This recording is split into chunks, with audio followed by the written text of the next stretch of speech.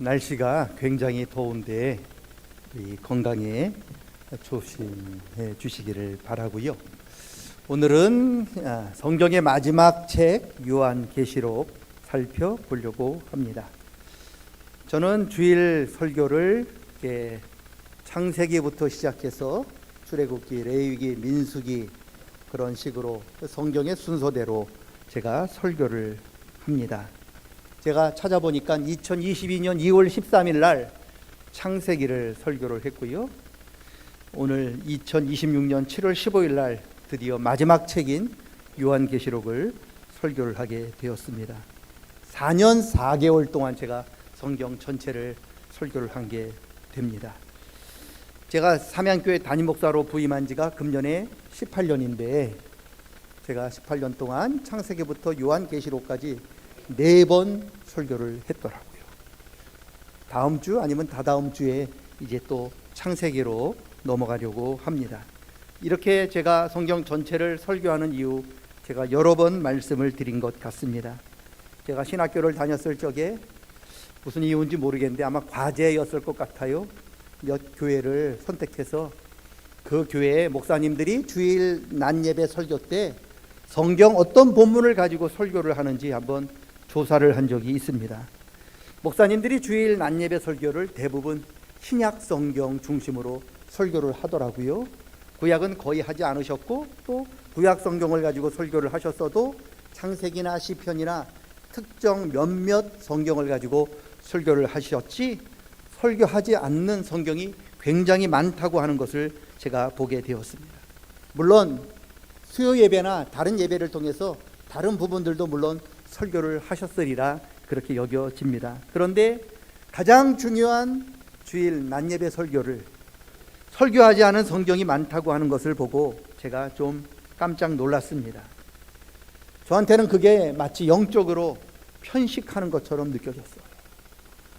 내가 좋아하는 것만 먹는 이 편식을 하면 건강에 좋지 않다는 것 누구나 다 잘 알고 있는데, 마찬가지로 내가 좋아하는 성경만 읽고 내가 좋아하는 것만 그렇게 이야기하면 영적으로도 좋지 않겠다 그렇게 여겨졌습니다. 다 같은 하나님 말씀인데 빠짐없이 골고루 설교하는 게 중요하지 않을까 그런 생각이 들었습니다. 그래서 제가 그 시절에 하나님 앞에 이렇게 기도한 것 같아요. 하나님, 제가 만약 목회를 하고 설교를 하면 창세기부터 요한계시록까지 빠짐이 없이 설교할 수 있도록 도와주십시오.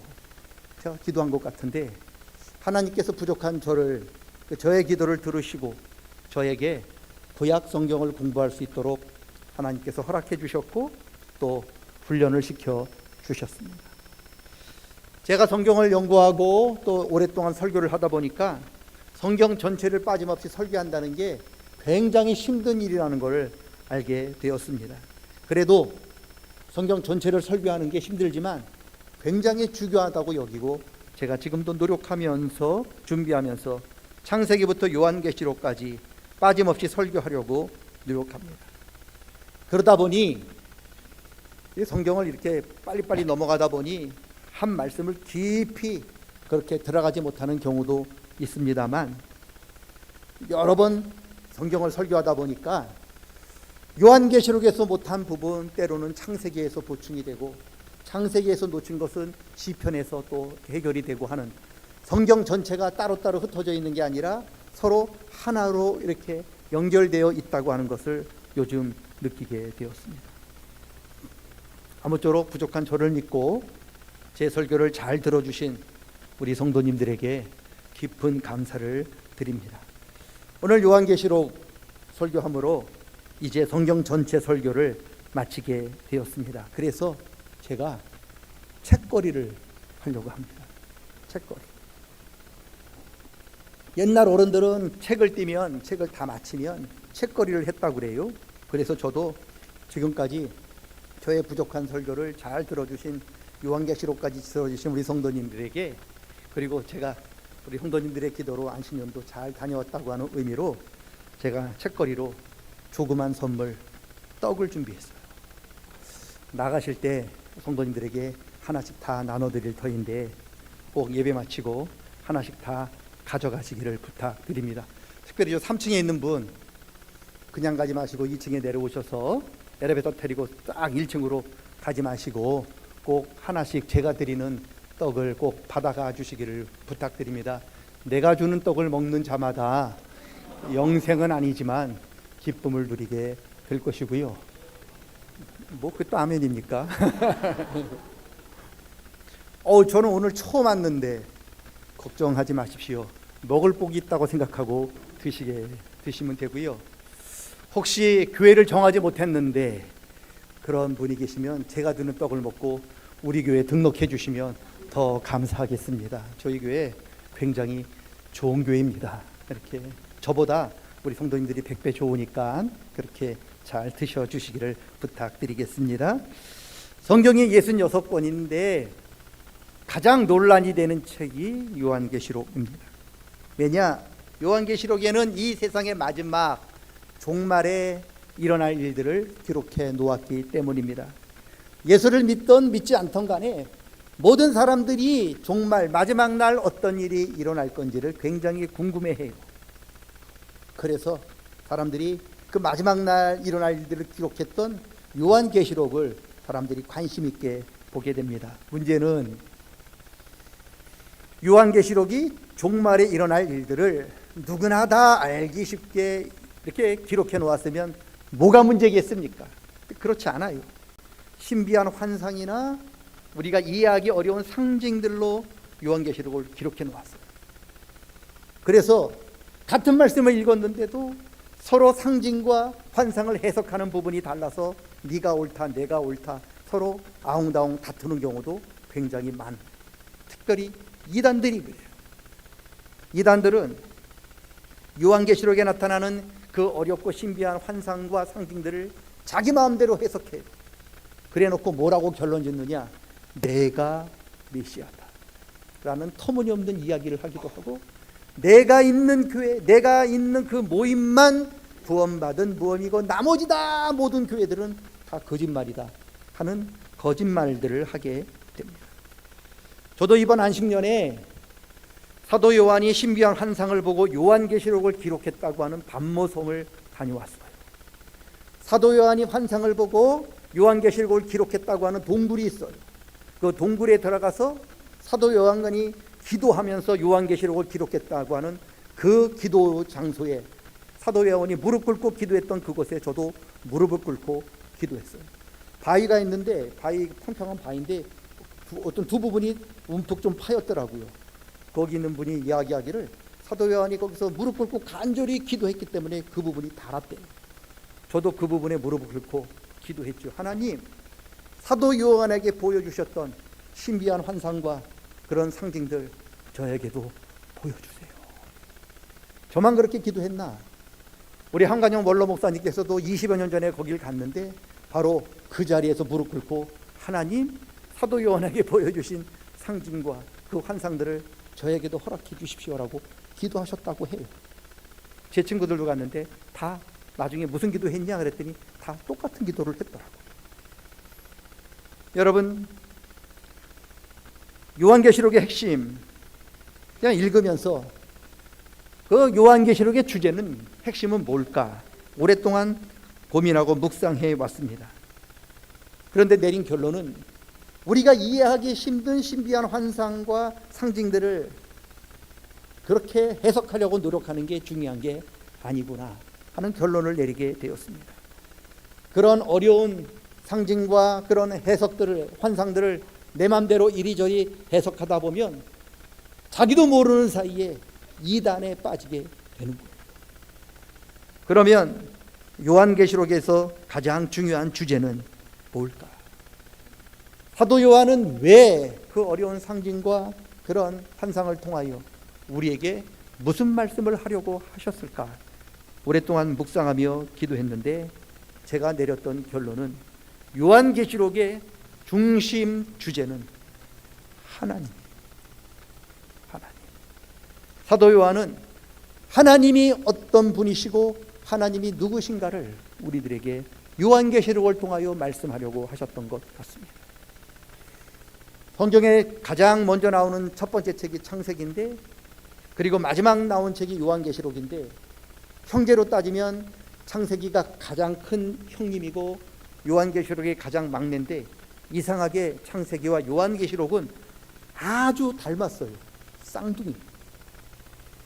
성경 맨 처음 책 요한 창세기에는 이렇게 시작합니다. 태초에 하나님이 천지를 지으셨다.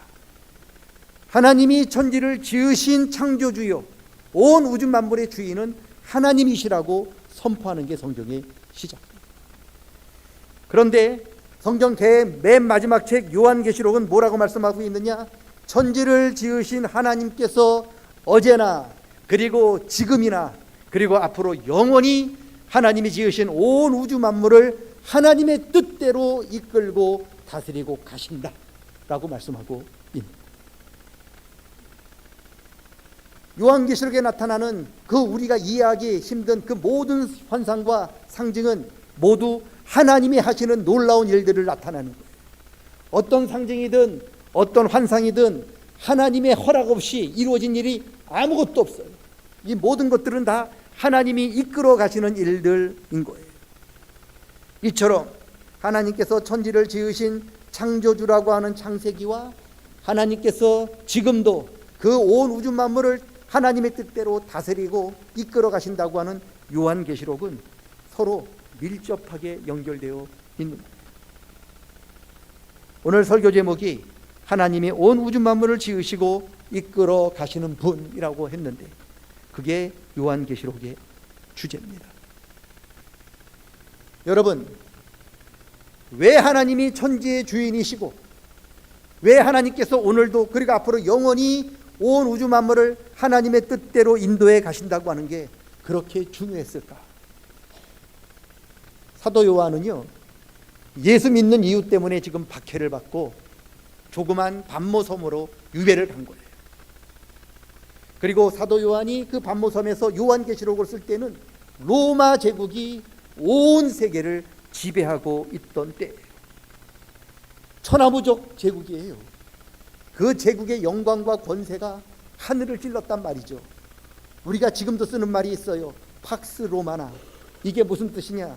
로마의 평화라는 뜻인데 로마가 가는 곳에는 영광이 있고 로마가 가는 곳마다 그 권세가 하늘을 찌른다라고 이야기할 만큼 로마 제국의 그 권위는 어마어마했어요.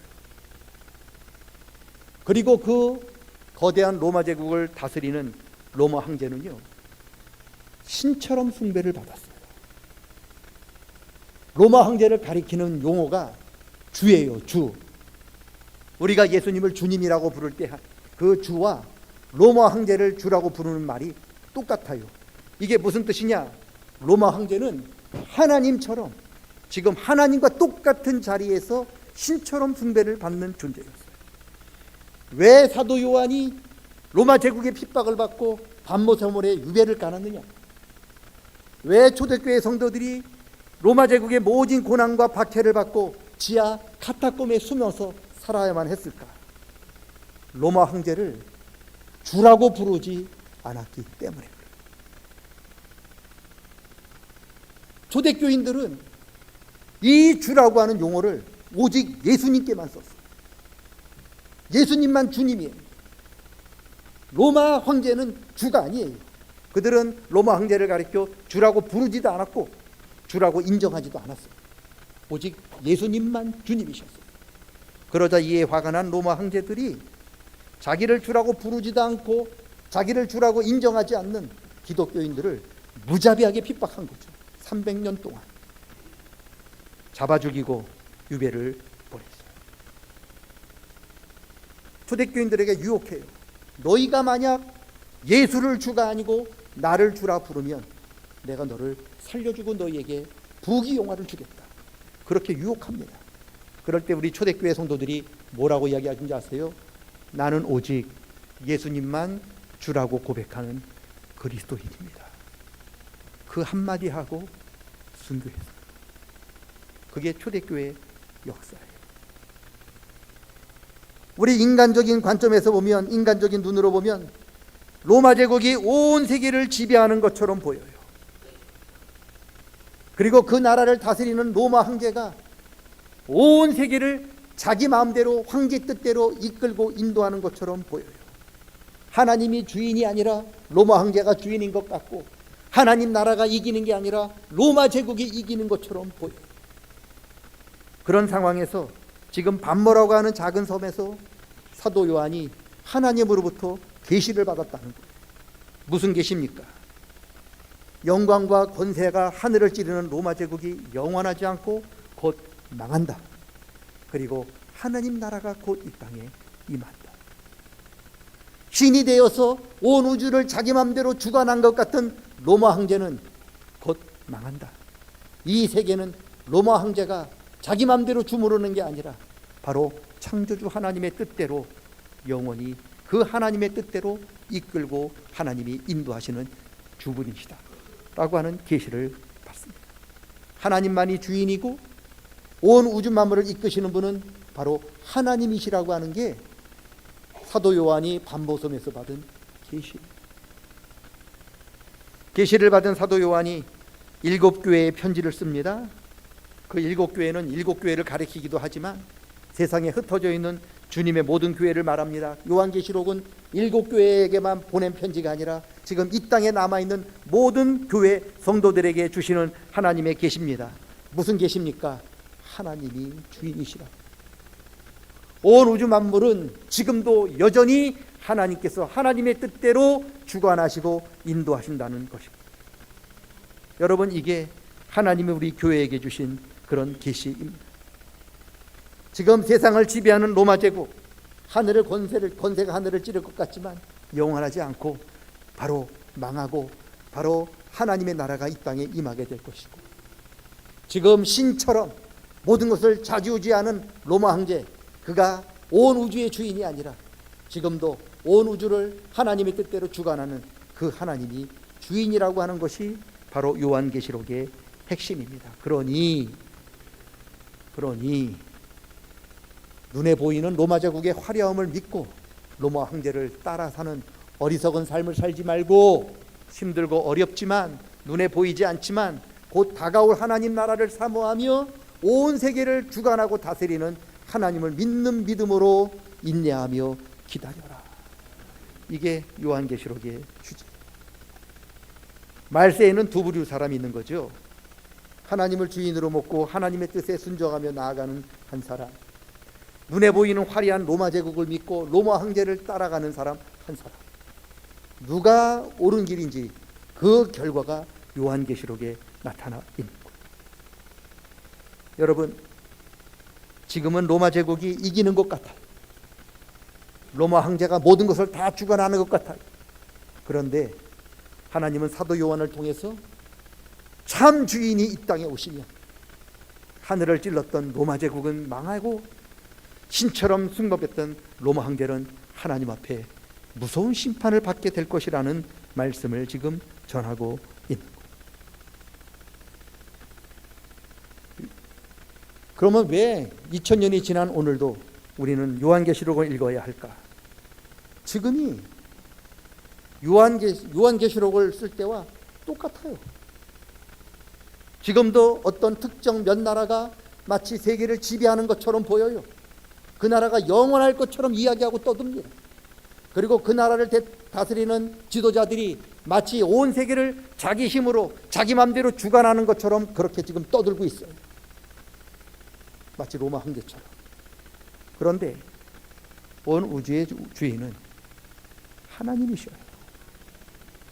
사람이 이 모든 것들을 자기 마음대로 이끌어 가는 게 아니라 바로 이 모든 일들은 전능하신 하나님의 뜻대로 하나님께서 이끌고 지금도 앞으로도 영원히 인도해 주실 줄로 믿습니다.